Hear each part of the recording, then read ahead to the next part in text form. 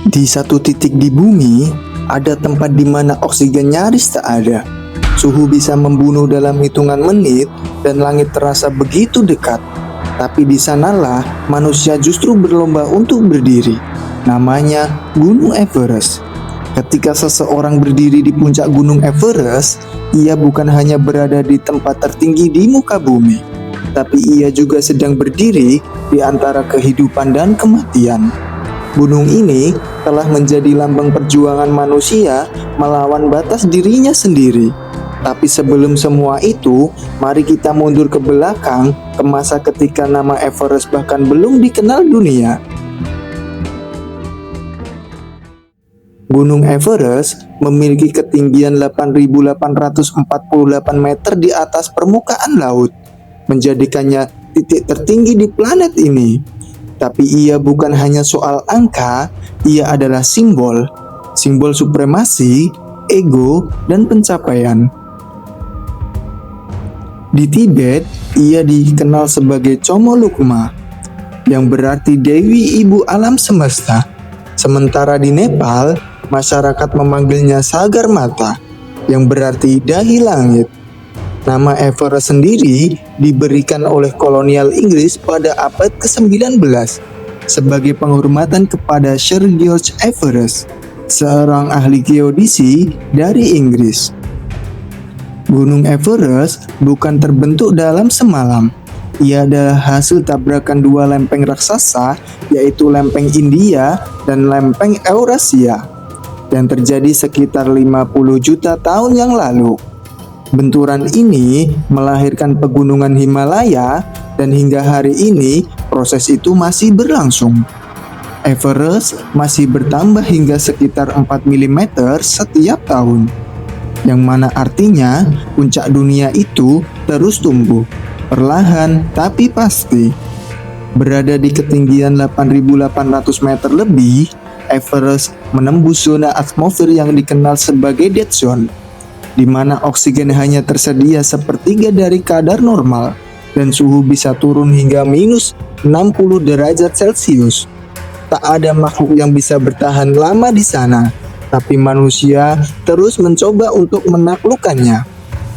Sejak pendakian pertama sukses pada tahun 1953 oleh Edmund Hillary dan Tenzing Norgay, Everest bukan lagi sekedar gunung. Ia adalah medan ujian tertinggi bagi fisik dan ego manusia. Namun di balik keindahannya, Everest menyimpan ribuan cerita tentang harapan, kegigihan, kesombongan, bahkan kematian. Tapi pertanyaannya adalah, jika Anda tahu tempat ini bisa membunuh Anda, apakah Anda masih akan mencoba menaklukkannya? Di Everest, setiap langkah adalah keputusan hidup dan mati. Di atas 8.000 meter, tubuh manusia mulai menolak hidup, dan mereka yang gagal akan selamanya menjadi bagian dari gunung itu. Di atas 8.000 meter, ada area yang disebut dead zone, di mana oksigen hanya 30% dari kadar normal.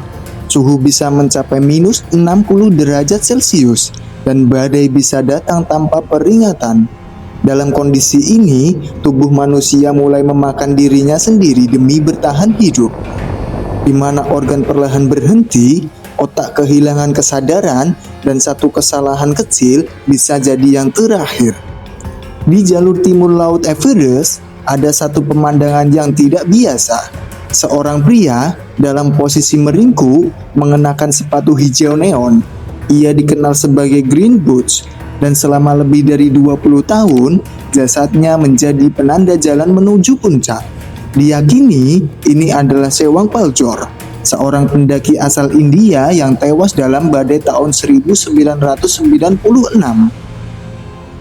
Menurut data dari The Himalayan Database, lebih dari 330 orang telah meninggal di Everest sejak percatatan dimulai.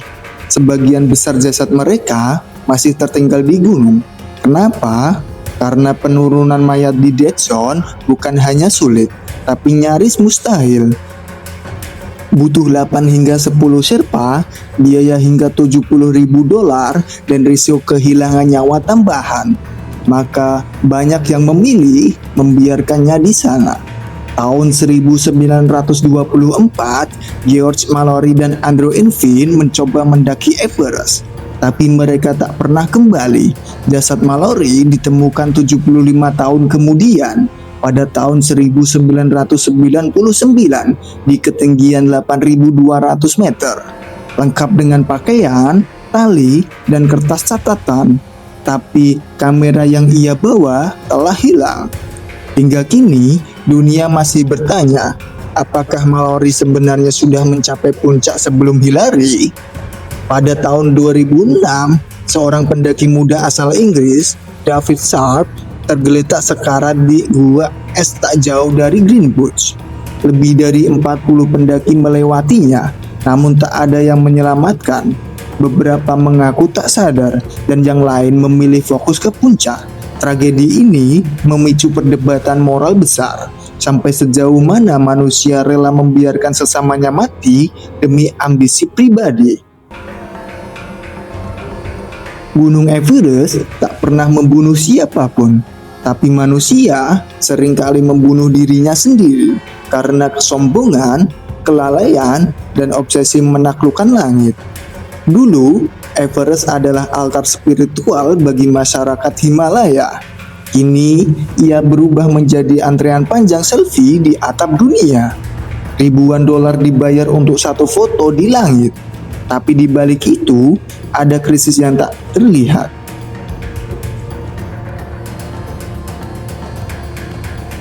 Gunung Everest bukan lagi simbol keheningan suci. Ia kini adalah produk wisata ekstrim yang bisa dibeli siapa saja selama mampu membayar. Biaya mendaki Everest saat ini sekitar antara 500 juta hingga 1 miliar per orang, tergantung operator dan fasilitas yang dipilih. Ada yang termasuk hotel base camp, oksigen cadangan, serpa pribadi, hingga sambungan wifi di lereng gunung. Tahun 2023, tercatat lebih dari 900 orang berhasil mencapai puncak Everest, di mana angka ini tertinggi sepanjang sejarah. Namun ini bukan prestasi, ini adalah krisis. Di mana antrean panjang ini bisa terjadi di zona maut, pendaki harus berdiri diam selama berjam-jam, menunggu giliran naik atau turun dengan oksigen yang menipis dan tubuh yang membeku. Pemerintah Nepal mengeluarkan sekitar 400 izin setiap musim pendakian. Satu izin bisa mencapai 500 juta per orang, ditambah dengan biaya logistik dan jasa operator. Everest menjadi mesin uang senilai jutaan dolar per tahun bagi industri lokal. Tapi semakin banyak izin yang dikeluarkan, semakin tinggi resiko kematian di puncak. Beberapa ahli menyebut ini sebagai eksploitasi gunung demi kepentingan ekonomi negara. Banyak ekspedisi kini dikelola oleh perusahaan swasta internasional yang menawarkan pengalaman VIP, serba pribadi, tenda mewah, makanan hangat, dan tim dokumentasi. Sebagian klien bahkan tidak tahu cara menggunakan krampon atau memasang airbag. Mereka percaya uang bisa menggantikan pengalaman. Namun di ketinggian 8.000 meter, tak ada yang bisa menggantikan kemampuan dasar bertahan hidup. Salah satu kritik terbesar dari komunitas pendaki veteran adalah transformasi Everest menjadi tempat wisata selfie, di mana pendaki membawa kamera, drone, bahkan mengunggah video langsung dari zona maut.